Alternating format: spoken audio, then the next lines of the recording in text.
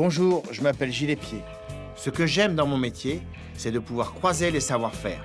J'aime par exemple choisir un produit du terroir et le travailler comme le ferait un cuisinier à l'autre bout du monde.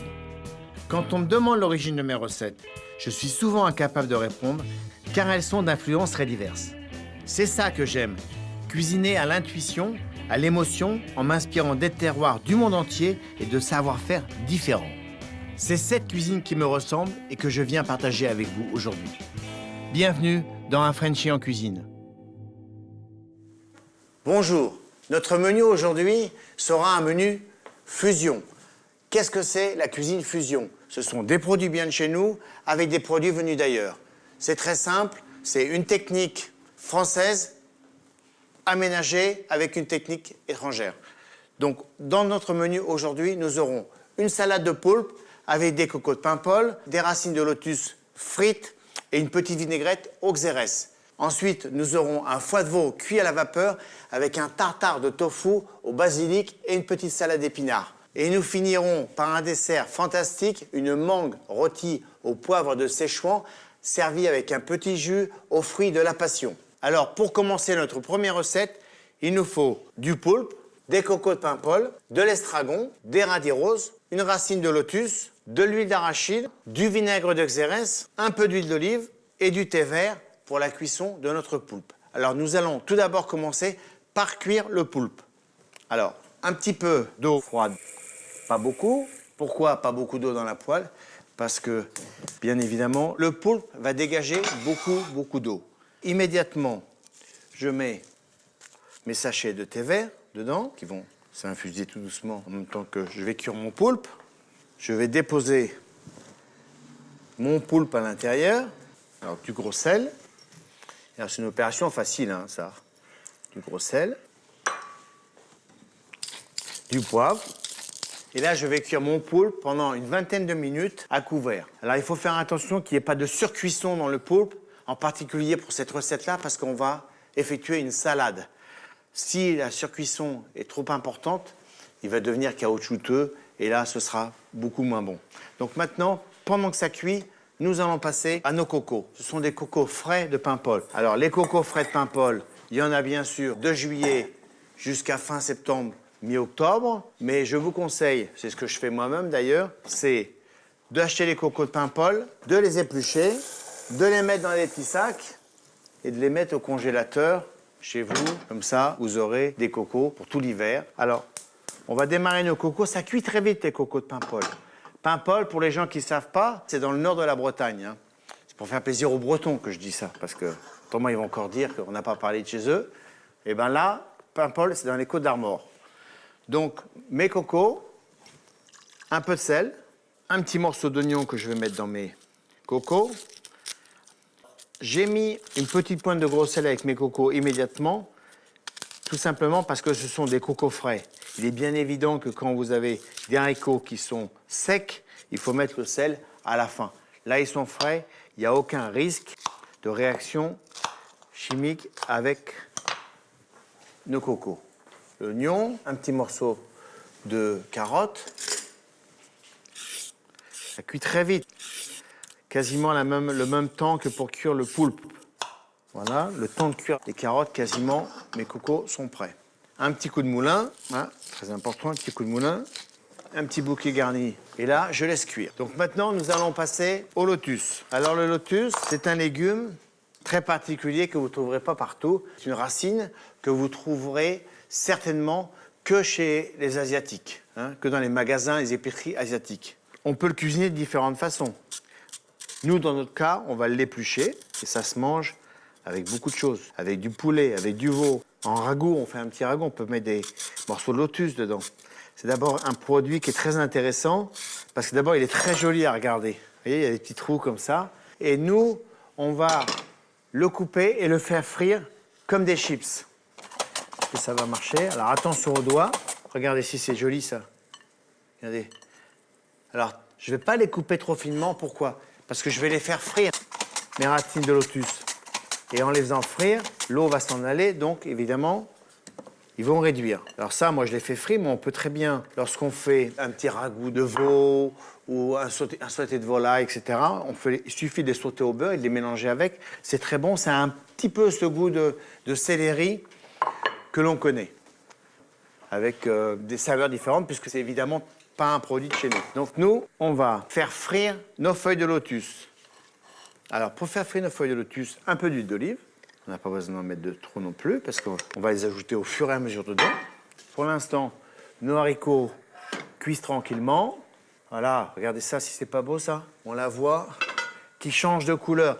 Alors, le poulpe qui change de couleur au fur et à mesure, c'est aussi parce qu'il y a le thé qui le fait changer de couleur. Regardez si c'est beau, ça. Le thé vert, en plus, amène des saveurs exotiques à notre produit. Et maintenant, on va faire nos fritures de lotus. Là, on va pouvoir mettre nos petites rondelles de lotus dans l'huile d'olive. Alors, il est bien évident qu'ils n'ont pas d'huile d'olive en Asie, hein, donc ils ne peuvent pas faire ces choses-là. Ça, c'est vraiment une technique typiquement française, bien de chez nous. Ils ont de l'huile végétale, mais ils n'ont pas cette huile d'huile d'olive qu'on a nous. Donc nous, on arrive à sortir des saveurs qu'ils ne connaissent pas avec leurs propres produits. C'est ça, la cuisine fusion. Ensuite, on va préparer notre vinaigrette. La vinaigrette sera un mélange de vinaigre de xérès, d'huile d'arachide et d'huile d'olive, puisque une vinaigrette xérès, huile d'olive, c'est très très fort. Donc pour l'adoucir un peu, on ajoute un petit peu d'huile d'arachide dedans, ce qui fait que ça coupe les saveurs. Puisqu'on on est là justement pour faire une combinaison entre tous les produits qui vont nous amener cette saveur venue d'ailleurs. Alors le thé vert que j'ai mis avec le poulpe apporte non seulement une saveur très particulière, mais en plus permet au poulpe de devenir très très rouge. Et ça le garde rouge, parce que souvent quand on cuit du poulpe, eh ben, au bout d'une journée par exemple, il reprend sa couleur initiale, alors que là, avec le thé vert, il reste très très rouge. Voilà, nos chips commencent à avoir une belle tête. Regardez ça, on dirait presque des petits gâteaux. On dirait presque des petites galettes. Il ne faut pas trop les cuire non plus, parce qu'en les cuisant trop, elles deviendraient acides. Et c'est pas du tout ce qu'on veut. Alors attention aux doigts. Voilà. Une fois que c'est fait, je sale.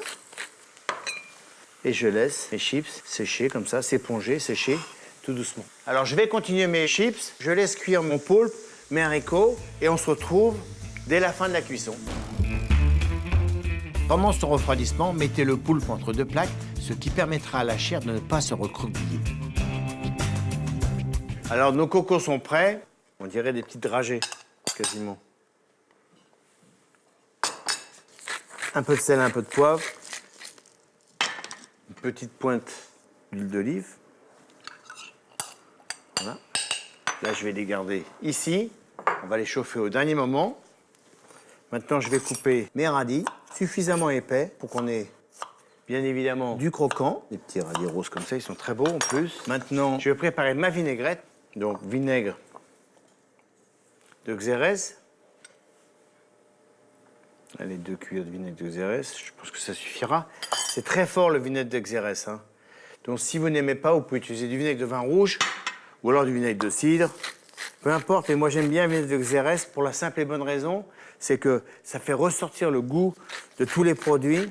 C'est à la pêche, quoi. Ça fait ressortir vraiment les saveurs et les produits de nos salades ou de nos vinaigrettes.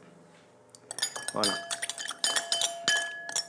Maintenant, on va couper avec de l'huile d'olive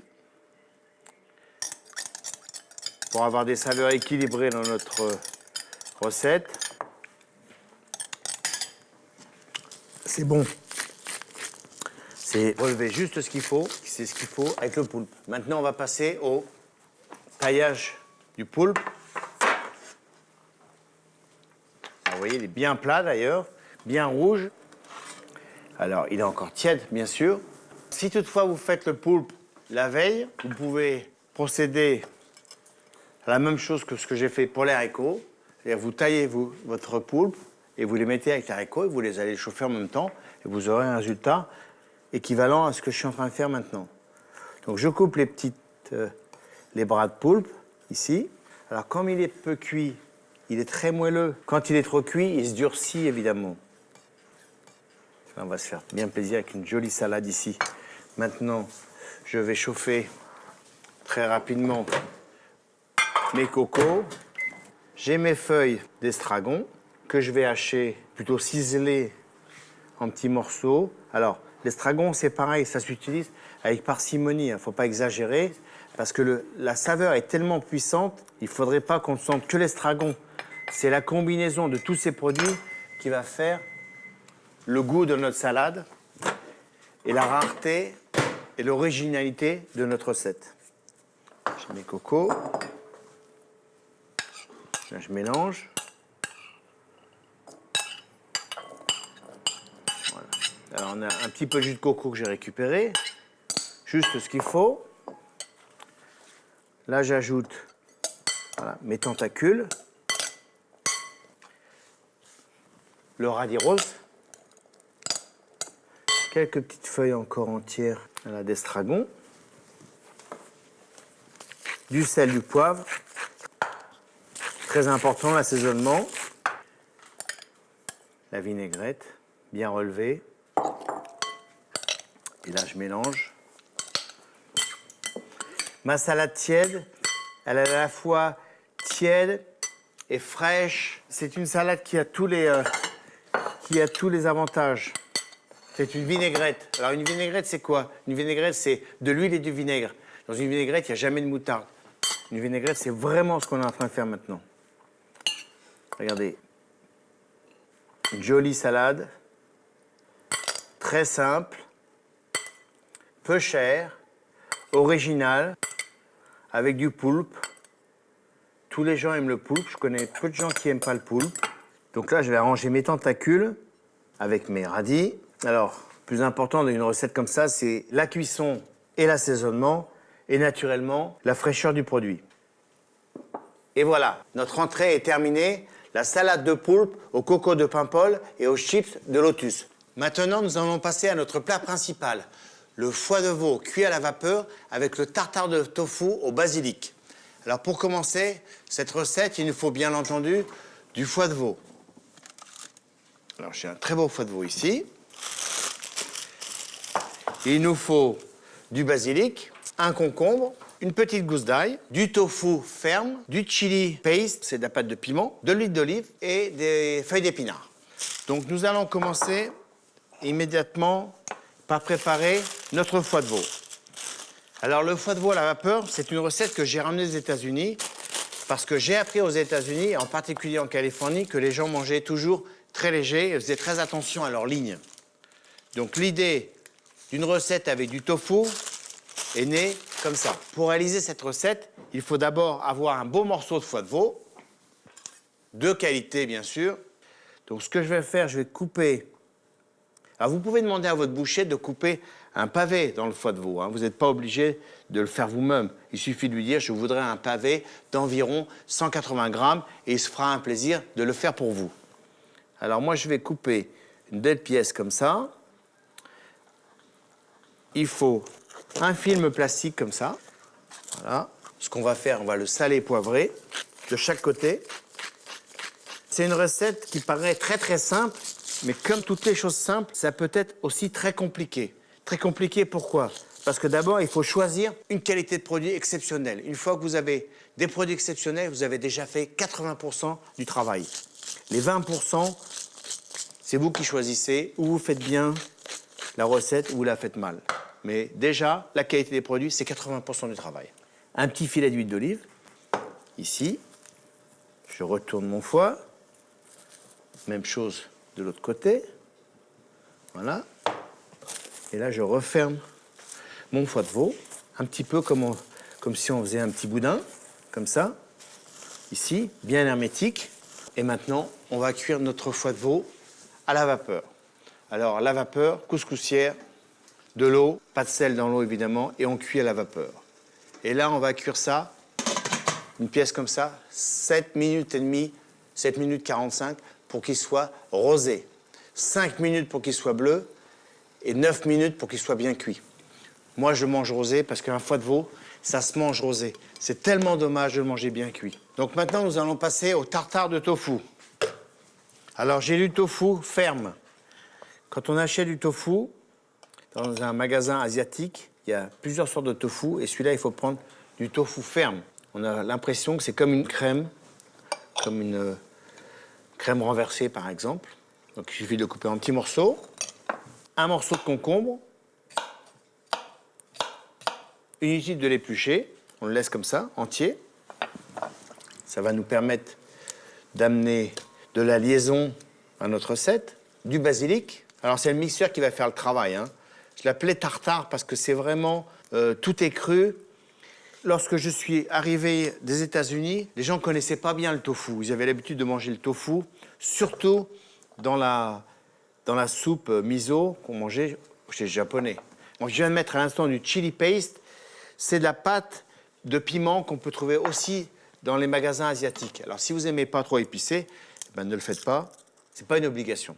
Ce n'est pas ce qui va changer la recette. Moi, j'aime bien parce que je pense que dans une recette comme ça, il faut qu'il y ait quelque chose qui donne un peu de peps à notre recette. Ça remplace un peu le citron, etc. Donc là, je mets une petite gousse d'ail. Et là, on va monter tout ça, du sel, du poivre. Et là, c'est le mixeur qui va faire toute la recette ensemble. Alors, pourquoi une recette aussi légère? Parce que justement, dans un État comme la Californie, où tous les gens font très attention à la façon dont ils se nourrissent, c'était l'occasion ou jamais de mettre des recettes au point qu'ils apprécieraient, parce que, évidemment, les Américains, si on fait la cuisine qu'on faisait avant, très française, avec la crème et du beurre, eh ben, on n'aurait pas beaucoup de clients dans les restaurants. Donc c'est pour ça que j'ai commencé à faire ce genre de cuisine. Lorsque je suis rentré en France, lorsque j'ai commencé à faire du foie de veau à la vapeur, personne ne croyait que ça allait marcher. Et ça a été le plat qui a fait parler de moi et de mon retour, le foie de veau, le tartare de tofu. Donc, voilà. Alors, elle est très simple, cette recette. Donc, les choses les plus simples sont souvent les meilleures. Alors, là, on va lui donner un petit coup de pouce à notre tartare. Je finis de mixer ma sauce, j'attends la fin de cuisson de mon foie de veau et on se retrouve tout de suite après.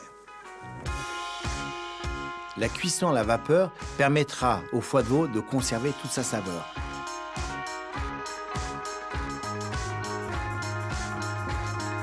En ce qui concerne le tartare, mettez tous les ingrédients dans le bol et mixez. Mon foie de veau est prêt, je vais maintenant procéder au dressage de la recette. Je vais d'abord enlever le film autour de mon foie de veau.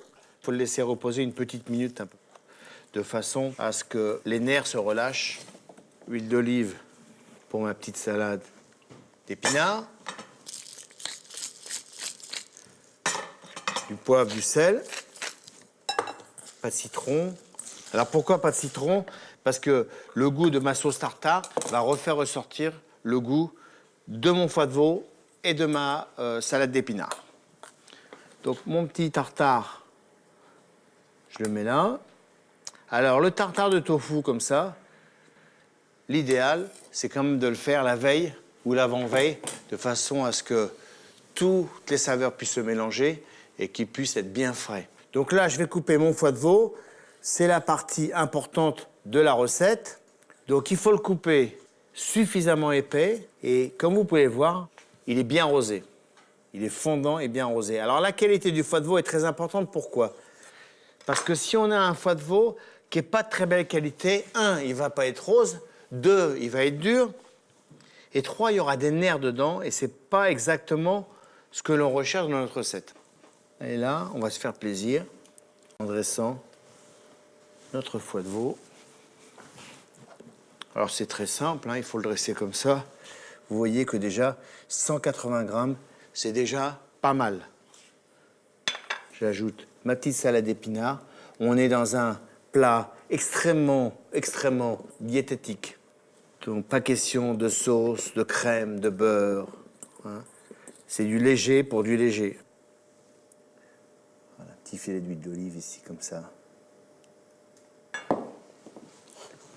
Un petit coup de gros sel. Un peu de poivre du moulin. C'est simple, c'est pur, c'est la pureté même de la recette. Mieux que ça, on ne peut pas faire. C'est le foie de veau cuit à la vapeur avec le tartare de tofu au basilic et aux épices, servi avec une petite salade d'épinards. Et maintenant, nous allons passer à notre dessert. La mangue rôtie au poivre de Szechuan, caramélisée avec un jus de fruits de la passion et d'ananas. Alors, pour faire cette recette, il nous faut bien entendu une très belle mangue, du fruit de la passion, du jus d'ananas, du beurre, une gousse de vanille, du sucre roux et bien entendu du poivre de Szechuan. Alors, nous allons commencer par éplucher notre mangue. Alors, il y a le choix de la mangue, c'est très important quand vous achetez vos mangues. Alors, la couleur n'a rien à voir, hein. Elles peuvent être rouges et dures, hein. Il faut essayer de les trouver assez moelleuses et pas tapées non plus. Si elles sont tapées, par exemple comme celle-ci, elles risquent d'être noires quand vous allez l'ouvrir. Alors, les achetez pas, ça n'est pas nécessaire. Celle-ci est belle et bien rouge en plus. Alors, je vais d'abord éplucher ma mangue. Alors, les mangues, on trouve des mangues toute l'année, mais la meilleure saison, ça reste quand même à partir du mois de septembre. Et vraiment, le haut de la saison, c'est janvier, février. Mais enfin, on peut manger des mangues toute l'année, hein. Ça vient de partout. Aujourd'hui, on en trouve, je pense même chez nous, il y a des manguiers et on peut même en trouver. Alors, il y a toujours ce gros noyau à l'intérieur. C'est pour ça qu'en coupant la mangue, il faut quand même faire attention d'essayer de la couper au mieux. Voilà. Il y a ce gros noyau. Voilà. Alors, on va utiliser ces deux morceaux-là. Alors maintenant, je vais m'occuper de mon fruit de la passion. Alors, mes fruits de la passion, c'est pareil. Il faut qu'ils soient assez mous comme ça. S'ils sont trop fermes, on n'arrivera pas à extraire du jus. C'est un fruit assez ferme et qui est très, très parfumé. Donc, il faut faire attention de ne pas en mettre de trop non plus. Et je vais mettre une petite passette pour en extraire le jus.